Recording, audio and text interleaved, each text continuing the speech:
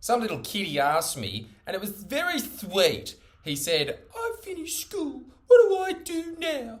And I imagine that you finished in year 6 because you are a Cockney chimney sweep from the 1800s and you only got a primary school level of education before you were tossed out into the world to penny pinch mildly rich middle-class bureaucrats of their pocket watches to give to a master where in return you would get a bowl of gruel. Well, first I would imagine that you try and get yourself out of that situation if you can. Start your own little pickpocketing group and move your way up into organised crime. If you aren't in that very specific niche set, / how could you be because you don't live at that time, welcome any time travellers that are listening. That is incredible that you figured out time travel 300 years ago from now. But my primary piece of advice to the tykes is that you should, and this is going to be really repetitive and boring, but whatever. Actually, I'll shroud it in a story. I'll shroud it in a story so that we can make it very obvious points less obvious. And eat up time. That helps everybody's boxes, doesn't it? Except yours, except pretty much everybody watching this. But yeah, look, when I finished school, when I was your age, I went around with my friends and smoked bongs. And that's what I think you should do. I sat around and actually we ate a lot of weed cookies, and just a little piece of advice for anybody who's going to do that in the future. When it doesn't kick in, don't have another one. Okay? Just wait an hour. It'll happen. And when it happens, you'll wish it didn't. But I hope somebody is watching weed cookies while listening to this. Oh, fuck, man. Life is very cyclical indeed. Well, that's pretty much all self-help is actually, is giving you a stoner perspective on everything. Dude, did you know working hard reaps results? Fuck! Still not going to do anything, though. I'm just going to keep watching the screen, hey?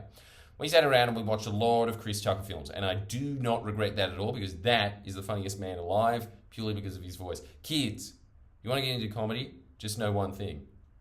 Most of your destiny will be determined by your voice. I don't have a particularly funny voice. I have a fantastic voice that matches my fantastic looks. But I do think I have good vocal control, and I think that I can put on other voices. But damn, Chris Tucker really hit the jackpot with that voice, man.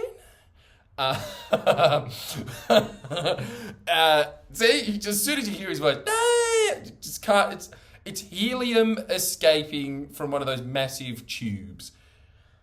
I will give you this piece of advice. You left school, you shouldn't do that. You should not waste time because, and you're going to get sick of hearing this, but in the words of Jack Lang, you think you have a second to spare, but you don't.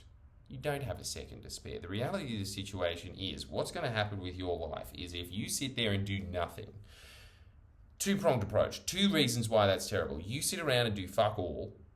Look, obviously celebrate for a couple of weeks after finishing your HSC that I'm sure you didn't study for anyway, and we'll probably get about 60%. But after that, get on the horse. Get on the horse as quickly as you can. Get on the horse and start doing things, because life, unfortunately, and fortunately, paradoxical, is always either going up or it's always going down.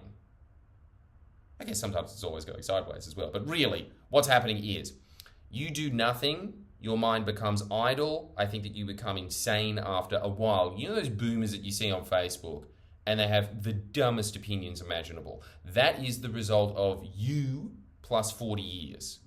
They filled their heads with nothing, and so they are incapable of thinking.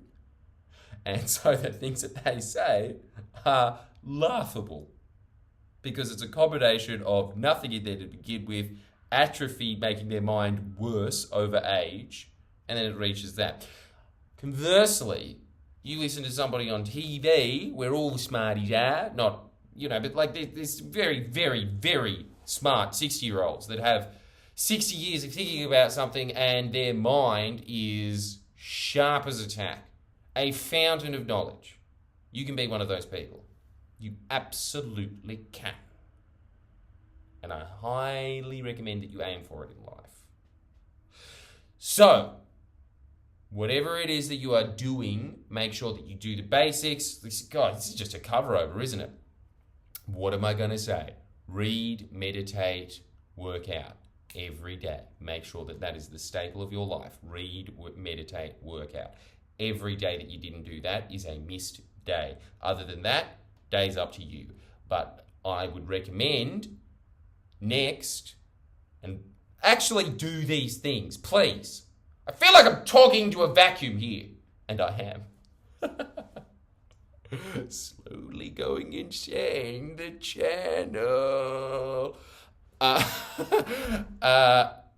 next one is that you have to figure out what you're good at. Because you already know what that is, but I want you to write something down, because writing things down clarifies things. It clarifies what you believe. I want you to start channeling what you are naturally good at into something of productivity. Because here's the thing, and I was thinking about this recently. Okay, not to toot my own horn, because as you all know, I never ever do that. Fuck, I'm humble. I'm the most humble human being on planet Earth. Move over all those Indian gurus with a red dot on their forehead. In fact, that's not even a red dot, that's a sniper. Bam, straight in the head, you're gone, so I am the most fucking humble person on Earth. How? Not to toot my own horn, but hanka.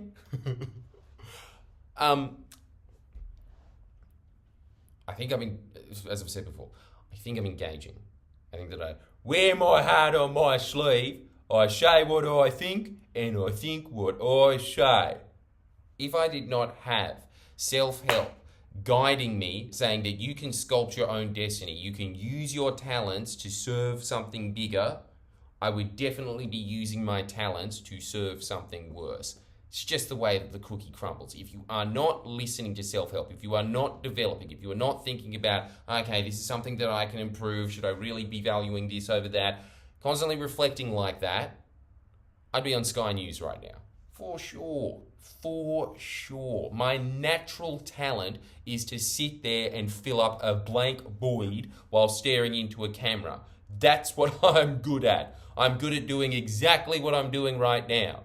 I'm one of those Peter Overton types that doesn't really need any legs. I should just be one of those robots that's attached into a chair saying that petrol prices are down by 15%. That's what I'm good at.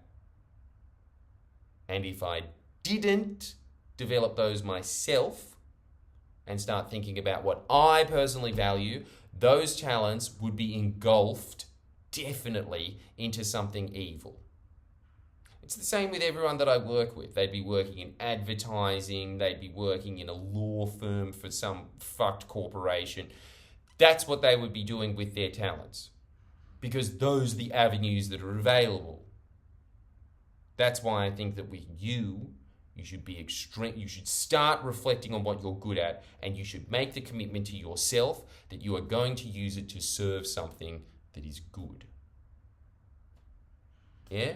So it's important to know what you're good at first, because if you don't see it, someone else will see it, and then they will just go, yep, there you go. You're working at BP. You never actually developed anything except for this little monkey handover gesture of $20.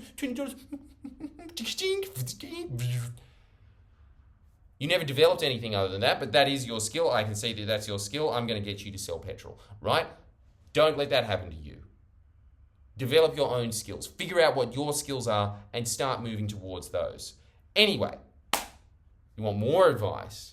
The best thing that you can do after leaving school is, because everyone can afford it, kiddies, legitimately targeting underage. Hey kids, give me your money. Seriously though, kids, give me your money. Jordan Shanks, $2 a week, $5 a week, price of a cup of coffee, you'll be getting advice like that is going to be putting you on the right path, while coffee is not.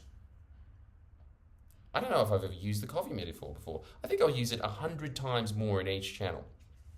I'll start using it on the Friendly Geordies channel, and then I'll start up 100 more channels. So in my time, I'm not good at maths, but I'll be using it many, many, many times. That's my goal in life, to just compare that to a price of coffee, because I think that I'm the only person that's ever thought of that. Don't look at any other channel ever, okay?